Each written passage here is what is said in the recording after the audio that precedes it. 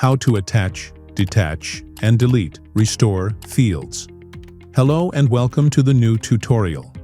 In this video we will learn how to attach, detach fields and how to delete, restore them. In Buopso, we can attach fields to and from other pipelines across the modules. You can maintain generic fields that are consistent between different pipelines. Attaching fields maintains the uniformity and integrity of data by reducing redundancy of data fields. Let's go to the Leads view and click on the Action drop-down. Select Edit Fields.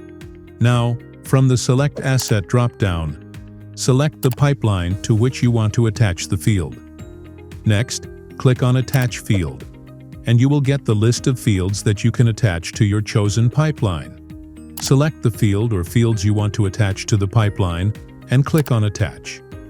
Now you can see in the field list that the attached field is appearing in the list. Now let's see how to detach fields. Please note that system fields cannot be detached or deleted. Let's go to an information group field Product Name and click on the 3 vertical dots on the right. Now select Detach from the drop-down options. The product name field has now been detached and removed from the field list. It is detached and soft deleted, so you cannot see it in the field list. Now let's move on to deleting fields. Let's move to a field from the custom pipeline group. Now, on the second mobile number field, let's click on the 3 vertical dots on the right side and select Delete from the drop-down. Finally, click on Delete in the box to delete the field. You can see that the second mobile number field has been removed from the field list. Fields deleted from here can be restored.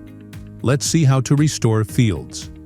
Click on the deleted fields and you will be able to see the second mobile number field, the field we just deleted. Now click on the 3 vertical dots on the right side and select Restore from the drop-down. Please note that if you select Delete from the drop-down, the field will be permanently deleted. Now you can see in the field list that the second mobile number field has been restored and it appears in the field list. That's it for this video. Goodbye until next time when we will meet in another helpful tutorial.